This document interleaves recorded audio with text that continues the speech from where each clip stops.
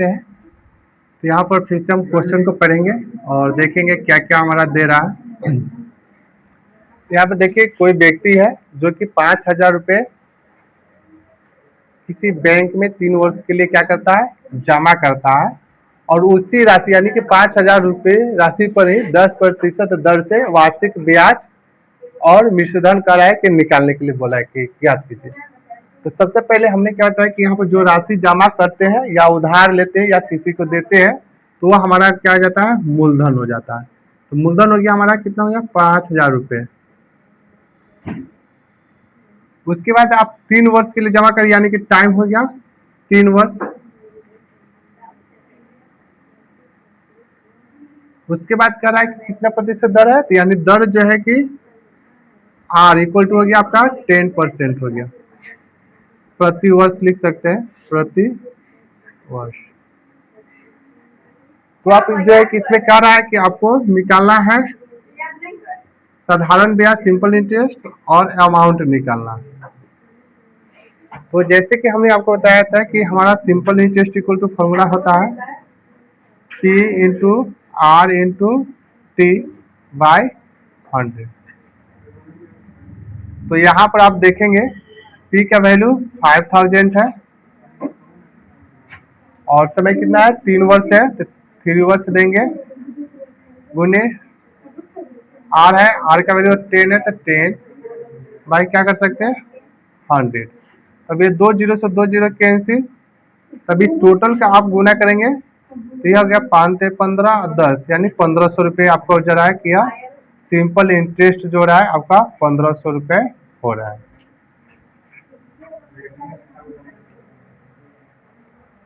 ठीक है, 10 33 37 में जो है 50 रुपये के तो 1,500 रुपये यह आपके हो गए अमाउंट। अब अमाउंट इक्वल टू हमको निकाला है जैसे कि P प्लस SI। तो P का वैल्यू यहाँ पर क्या दे रहा है 5,000 है, तो 5,000 जोड़ देंगे प्लस अमाउंट क्या है जो SI आया है वो 1,500 रुपये है, 1,500 रुपये दोनों को जोड़ेंगे तो अमाउंट इक्वल टू आपका हो जाएगा 6,500 रुपये होंगे आपको। यह आपकी टोटल अमाउंट हो गया। अब इसी को जो है कि हम शॉर्ट तरीके से कैसे सॉल्व करेंगे ट्रिक वे से, चलिए ध्यान देते हैं।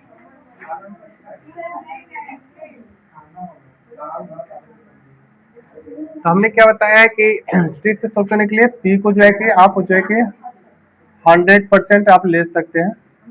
ठीक है, तो यहाँ देखेंगे कि आप जो है 100% का वैल्यू क्या दे रहा है आपका, तो यहाँ आपको दे रहा है 5,000 दे रहा है, क्या दे रहा है 5,000 रुपये दे रहा है।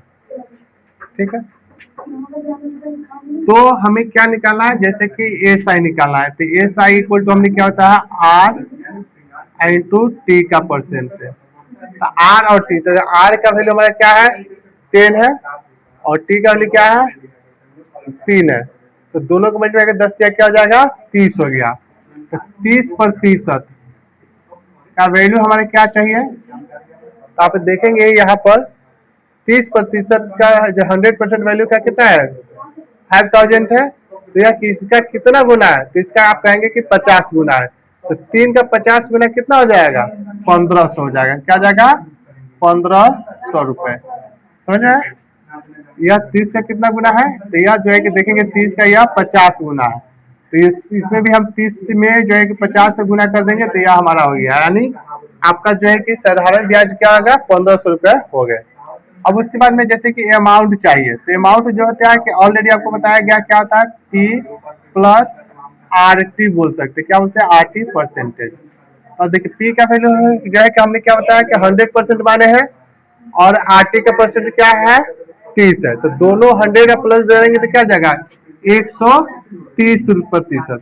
तो 130% का क्या हो जाएगा, तो जैसे कि मैंने बताया कि इसका जो है कि 50 गुना है, तो इसका भी हमारा कितना हो जाएगा 50 गुना कर देंगे, यह आपका हो जाएगा, इसमें करेंगे तो 13 पच्चे 6500 हो जाएगा, यह आपका हो गया।